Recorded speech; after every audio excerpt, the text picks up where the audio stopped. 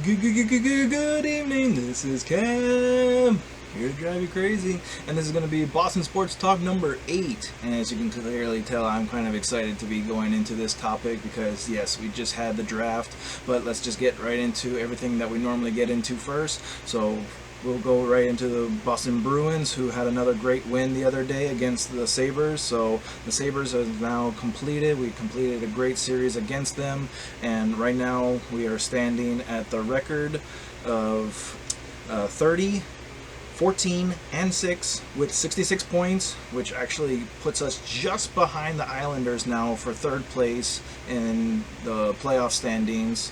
And with only 6 more games left in the season, this push for the postseason is going to be very interesting. If the Bruins continue to work as hard as they can to make sure that they can get to this postseason with, obviously showing that they have the initiative to win. They are going to have a little bit of a challenge, obviously, because the last few games is going to be against the Devils, 2 games against the Rangers, and then the split between the Islanders and the Capitals themselves. So this is going to be a very interesting stretch from this point forth, because the rest of these teams are obviously playoff teams. So we'll see how far the Bruins can decide to go into that and make sure that they can push themselves, hopefully maybe up to a third seed come to the postseason. Next thing we'll go right into it is the Celtics, who unfortunately had a very bad loss today against the Trailblazers, 129-119.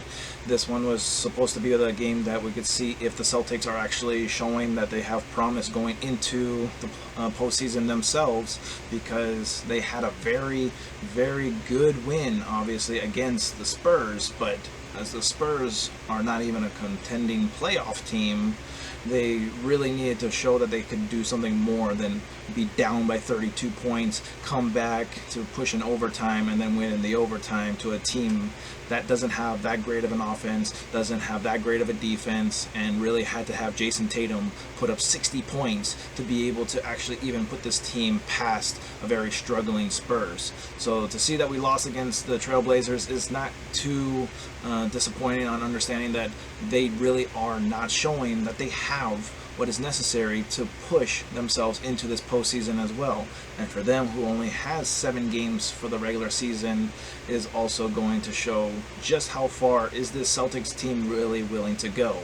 And in the 7th seed right now, they don't seem to really have an option to be able to get more than maybe the 6th or the 5th, depending on how much the other 2 teams are going to be losing at the end of this as well. Very next thing we'll jump right into is the Boston Red Sox. Of course, still first in the AL East division, but actually taking a loss today, 5-3 against the Texas Rangers, which was not that great for the Red Sox in the series itself, only winning 1 out of the 4 games. And that one kind of bothers me in the sense to say, yes, we're at the Rangers, you don't have that home field advantage for where you're playing at, but 2 of the last games were where we had a lead going into the 8th inning, and our pitching gave up the runs in the bottom of those 8th innings, and our bats were just not able to produce anything come to the 9th inning to actually either tie up the game or show that we had a reason to be able to get back into that game. And that was always the one thing that was a big mention, which is our pitching. Our pitching always shows great for starters, except for maybe one starter. I'm not going to mention his name because, again, I show support to the entire team, but when our starters are doing bad, the bullpen really has to stick up to make sure that the game doesn't get that far out of hand. But when it's games like this where we're going in 3-1 lead, and then we give up 3 runs at the bottom of the 8th, and then another run that was on the 7th as well, it only shows that our bullpen is really struggling to try and make sure that we can maintain these games. So we do have another series coming up in a couple of days against the Detroit Tigers, so we'll see exactly how far the Red Sox go into that. But again, we're still sitting as the best record in the AL for right now, but if we don't show any promise to continue on doing what we need to do with our bats, having the pitching necessary to make sure that we can close out games and not give up these late inning runs to other teams, maybe then we can actually show some promise going into the up and coming series. And obviously it is still early in the season, so we won't put too much worry until, you know, come All-Star break, because again, we still are waiting for Chris Sale to come back. We're still waiting for him to really prove that he's going to come back from his Tommy John surgery as best as possible, and when we can put him back into the rotation, whether it be, you know, even just doing some relief pitching and all that, he can be someone to help us out in that sense as well. So we'll jump straight into the one that obviously I'm super excited about. Obviously it's been the draft week, a lot of talk about it from my previous videos, and we're finally just going to break it down because it is something I am so excited to get into right now. So obviously our very first pick, first round, quarterback Mac Jones out of Alabama. Obviously I've been talking a lot about, you know, Justin Fields and all that, but it's almost to that point where I feel like maybe it was almost like a plot to try and make sure we could get Mac Jones, because you hear how highly we were talking about Justin Fields a lot, and all these rumors and speculations that came from the Patriots organization saying that they wanted to go with Justin Fields. And then all of a sudden the Bears trade up to go and get Justin Fields. It's like, well, obviously we'll just stick with the guy who just won the national championship game then. We'll go with Mac Jones. And you can't complain about that. You're going from Alabama's Nick Saban to the New England Patriots, Bill Belichick. He has a very strong and reliably accurate arm. He is very savvy in understanding defenses, football smarts that is really hard to come by for most quarterbacks nowadays. And when you go from one winning organization to another winning organization, it's a perfect fit. Now, obviously, I'm not saying that he's going to immediately take over Cam Newton's spot. As Bill Belichick said, it's a position that needs to be worked on, to be earned, to obtain. So obviously he's not going to just come in his first year and just take over the position unless he can prove that he can. Second round, we also got the defensive tackle Christian Barmore out of Alabama. And at first I kind of didn't know who it was, so I obviously went to go and look up a lot of the highlights for these up and coming picks. And I gotta tell you, this guy looks like a absolute wrecking ball to come right through the middle of the defensive line.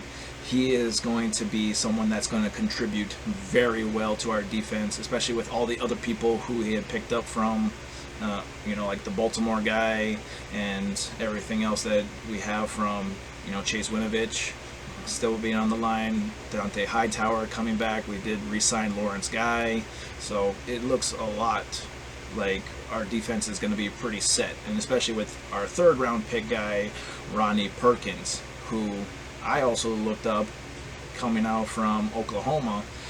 That guy looks like a beast. That was a steal for us.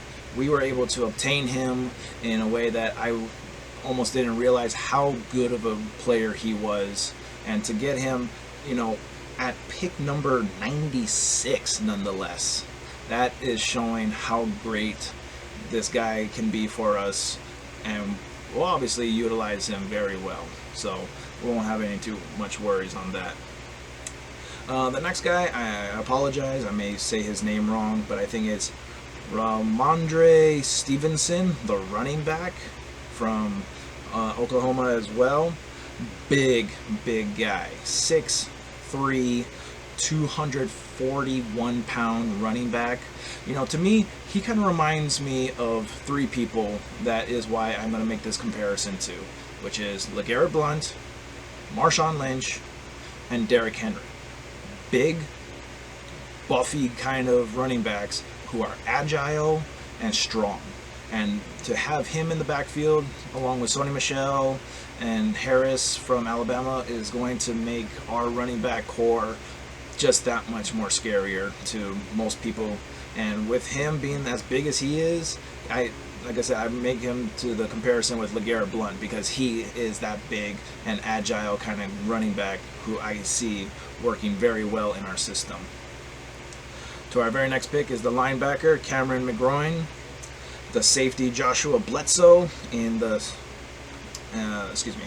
the offensive tackle William Sherman, and our last pick was the wide receiver Trey Nixon. So obviously, just getting another good solid linebacker in our core, it really helps us out no matter what in our rotation. The safety is definitely the one that I'm looking forward to in Bledsoe, knowing that we did lose Patrick Chung to retirement, and we're still kind of on the board to see whether or not we're going to get rid of Gilmore. But if we stick with who we have right now, I'm really liking the fact that we have this Bledsoe guy from Missouri. Obviously, we're going to stick with Devin McCourty as the others, and then have J.C. Jackson and Stephon Gilmore, and that in itself is a shutdown system right there, and I can't wait to see that get utilized. Obviously, the offensive tackle is always going to be very helpful for keeping Cam Newton up, and the offensive line already is looking pretty stacked in itself as well, so you gotta appreciate that. And then obviously the last person, which was Trey Nixon, our very last pick as the wide receiver, is going to be just another agile kind of guy. He kind of is don't want to make the comparison to Julian Edelman, but people tend to forget. Yes, we have Aguilar, we did pick up Bourne, we still have Bird and Myers, and obviously N'Keal Harry, but we also had Gunnar Olszewski, who a lot of people tend to forget that we had, who was actually more than showing that he could be a Julian Edelman kind of person himself. But he was doing it all for the punt returns. He wasn't really getting a lot of offensive snaps, but enough to where he was still in the game for us. And obviously getting this guy, Trey Nixon, who's kind of a shorter guy. He is, more of a speedster. He can be that replacement slot guy that's necessary to fill in that role that Julian Edelman had. But obviously I would say probably putting him more behind Gunnar Olszewski for right now until we could see exactly how well he goes through. Now obviously all these people have been drafted. There's probably a lot more undrafted that we're going to be working on as well, and I'll probably try to see what we get from those guys. But until we get those final cuts come August time, we'll see exactly how this team forms around. But once again, thank you very much for watching my video. Hit the like button if you liked what I had to say. Drop a comment to show any kind of suggestions that you would like to hear from me. And hit that subscribe for more content. My name is Cam, and I am here. Drive you crazy. Aloha. God bless. And take care.